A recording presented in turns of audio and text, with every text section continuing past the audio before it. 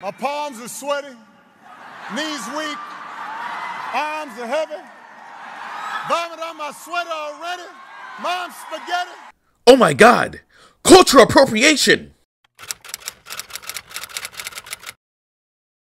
What up, though? And thank you for joining me for another episode of the Idiocracy Report. My name is Kenan Jerome Floyd. Thank you for joining me once again. And to the new subscribers to this YouTube channel, welcome. The last few days, Kamala Harris and Donald Trump have been campaigning and holding rallies in Motor City, Metro Detroit, and it was uneventful, to say the least. The most beautiful word in the dictionary. It's not love. It's not respect.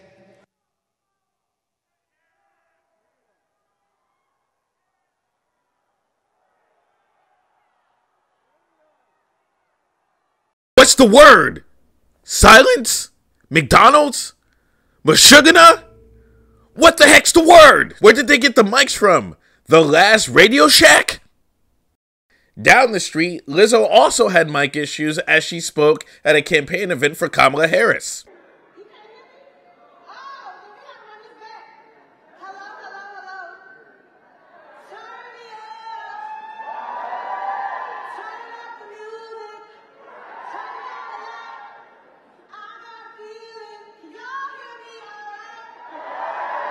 Lizzo also went on to say that if Kamala Harris wins, the rest of the United States will be like Detroit.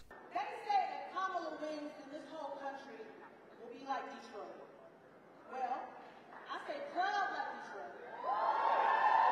I say resilient like Detroit. This is the same Detroit that innovated the auto industry and the music industry. Isn't resilience needed when you're going through something terrible? I mean, look, I guess if you look at it with a positive spin, you could say that the country could turn out like Detroit, considering right now it's being ran into the ground like the auto industry. And it could definitely rebound like downtown Detroit. Detroit also has cheap rent. I think right now you can get 4 houses for $1. And hopefully we get some good pizza and chili dogs out of it. Let's just hope that Detroit can finally make it off the top 10 most dangerous cities in America list. Just kidding. Detroit's great. I'm not going to say too much because women from Detroit like to fight.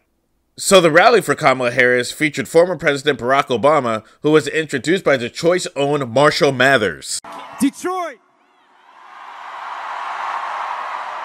What up, though?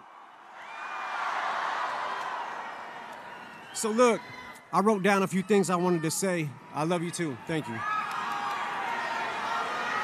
I'm here tonight for a couple of important reasons. As most of you know, the city of Detroit and the whole state of Michigan mean a lot to me. And going into this election, the spotlight is on us more than ever, and I think it's important to use your voice. So I'm encouraging everybody to get out and vote, please. Why is he reading his speech like a hostage note? Who wrote it? Stan? If you didn't realize, that was an Eminem song reference. I will say this. Eminem does rap like nobody else. He raps like a school shooter writing a manifesto. Talking about burning down houses with people still in them. Calling his mother by her first name and telling her to shut up. There is no black rapper that could ever do that on an album. They could be the most gangster rapper. They could talk about selling crack. They could disrespect women. They could talk about unaliving people in the hood. But as soon as he would call his black mother by her first name and tell her to shut up, she would come on the track. The shortest EP ever. Anyway, Eminem introduces Obama, who comes out and pays homage to Slim Shady from 8 Mile by rapping the first verse of the song, Lose Yourself. I gotta say, you know, I have done a lot of rallies, so I don't usually get nervous. But I was feeling some kind of way following Eminem. I mean, I notice my palms are sweaty, knees weak, arms are heavy, vomit on my sweater already, mom's spaghetti. I'm nervous, but on the surface I look calm and ready to drop bombs, but I keep on forgetting.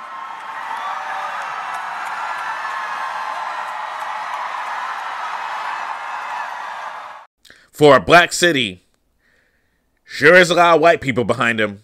Look, I'm not gonna lie. It feels like both candidates are running for class president. And the US is a giant middle school where nobody knows how to read. Trump is handing out McDonald's. Kamala keeps bringing out R&B and rap guest stars like this is an episode of Family Matters. And it feels like they're offering us longer recess and Kool-Aid in the water fountains. And I hadn't even realized that Michigan was a battleground state. And according to the Washington Post, Detroit is the front line, as we can see by the devastation. All I hope, and my only wish is, that at both rallies, they handed out free slices of hot and ready pizzas from Little Caesars. But what are your thoughts? Comment below. And if you haven't already, like, share, subscribe, and hit that bell for notifications for new videos. I've been Keenan Jerome Floyd. Thank you so much for joining me for this episode of the Idiocracy Report.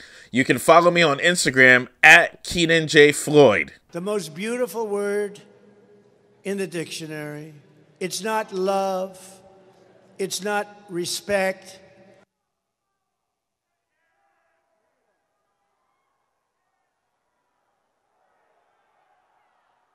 What's the word?